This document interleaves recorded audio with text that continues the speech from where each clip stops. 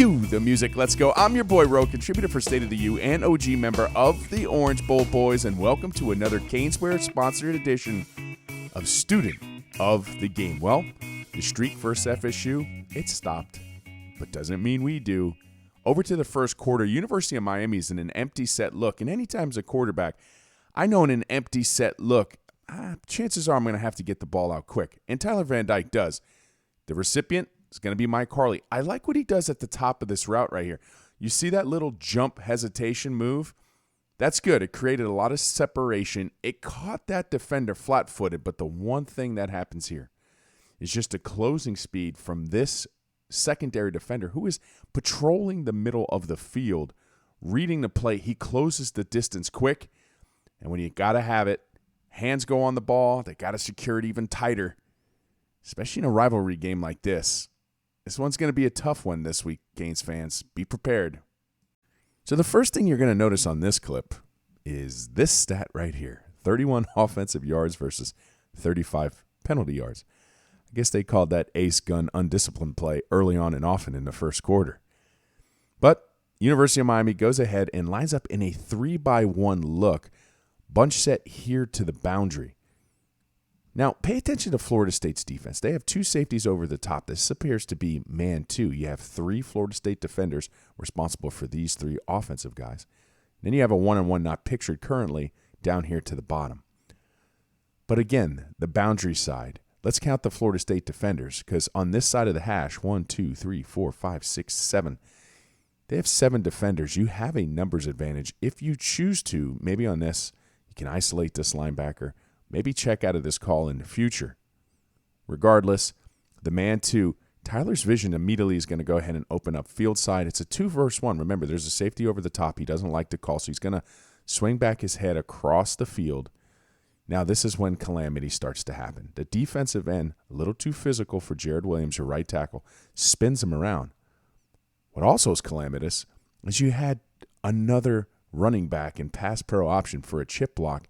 He couldn't get it done. That whiff on the chip block, right tackle getting beat. You did have a little, wiggle room. Tyler's trying to go there. Maybe he could get a 4-yard, 5-yard completion. But that's not what happens. Ball on the ground. Your third turnover. Ouch.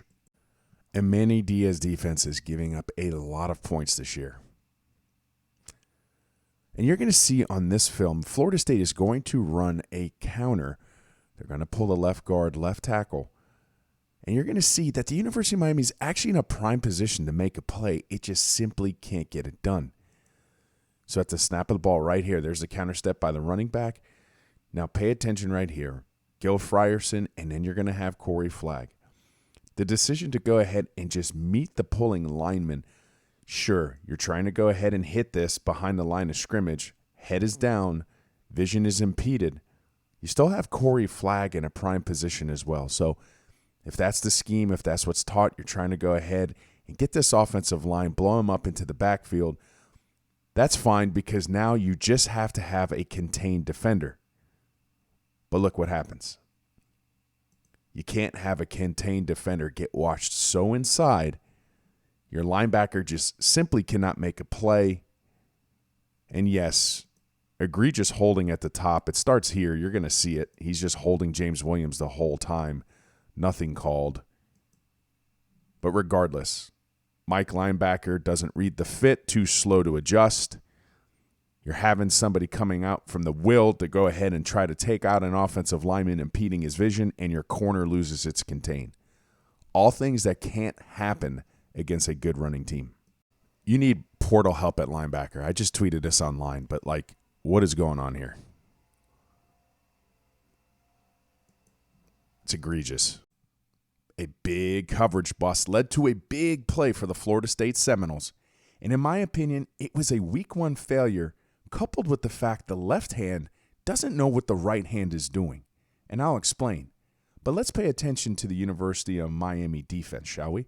On the back end, 2 safeties over the top. It's a hybrid coverage. You have your field side corner. Well, he's in man responsibility. You have your boundary corner. He's showing more cover 2 principles. He's responsible for the curl and the flat. But the other critical pieces of information that the left hand should know what the right hand is doing. Your number 2 DB, he's in match coverage. He's running with the number 2 wide receiver wherever he goes. You also have a spy in the middle of the field. Now the week 1 failure. Anytime you're a cover 2 corner, you have to have a plan when 2 wide receivers on your side go vertical. That is the hole in the Death Star, shall we? And in this case, when you have nobody in the curl to flat and you're number 2 with a match guy, your responsibility comes back behind you with this number 1 going deep. On top of that, if you are so insistent, and if that was truly the call, a safety knowing that he has somebody underneath in match coverage, this is also, you must get over the top. This simply can't happen in a rivalry game. This is a week 1 failure. You have to have a plan when 2 people go vertical. The University of Miami Hurricanes did not. University of Miami inside of the red zone, 3rd and goal, come out in a 3-by-1 look. Bunch set close to the formation, 11 set personnel, and they run a nice little wrinkle off of their mesh series. Here you go right now. Pay attention to Keyshawn Smith. Mesh concept, they're going to have the drags coming from opposite ends of the field. But he's going to go out and take this little angle route. He's going to stem in this right here, that release. When he's releasing in this angle, he is keeping that cornerback flat. Now, great anticipation, touch, throw, velocity, quick release, what have you. Because right at the break, the ball needs to come now because now he's snapping back on the inside.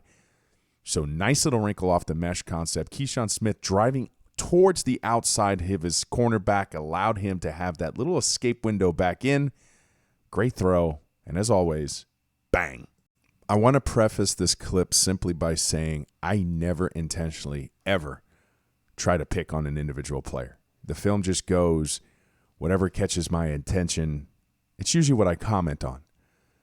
17-7, 3rd and 2, University of Miami is in man coverage. Now, when they go ahead and they blitz Amari Carter from the boundary side, the responsibility is not going to be Corey Flagg on the running back. Not necessarily the matchup that you want to have as a Miami Hurricane defense, and one in which Florida State was definitely in tune to as an offense. Because at the snap of the ball, you're going to see, here comes the blitz. Now the responsibility shifts as a Mike linebacker. I'm responsible for the 3 in man coverage. And this is just never going to happen.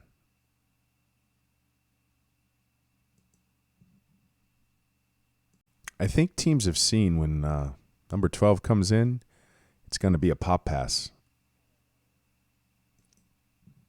Just saying. This kid has been so damn good. And this is a vertical route. I just want you to pay attention to something slick. Okay, at this point, cornerback, he's now going to play the wide receiver's hands. Okay? He's going to see the wide receiver's hands go up, and that's when he's going to make a play at the ball. So Charleston Rambo is just running, and it's the late, there you go. It's that late ability to go ahead and show the catch. Cornerback can't adjust. Great body control. Great job. Miami has run this play in the red zone in the past. The utilization of the orbit motion is getting the Florida State defense to overreact. Also, the play action element to the rooster, and you're going to see what happens here. So here's the orbit motion. It's when the wide receiver goes behind the quarterback. Now pay attention to the corner. The corner's trying to yell out over to the safety to adjust. He's pointing. Oop. And at that point, it's too late. Will Mallory play action pass. Bang. When you needed a play, there it was. Threat of the orbit motion got that corner to overreact. 6 points for the good guys. This play is just so slick to me. Quarterback at the apex of his drop, scanning, looking for somebody, not there, now senses the pressure. The escape lane, the escapability, just the pocket presence here. Pocket maneuverability, way to extend the time. And then just what a great catch. Man, that's just so pretty. I'm not really going to say too much other than it's a 3-by-1 look. It's an angle route out of the backfield. I just want to enjoy this one.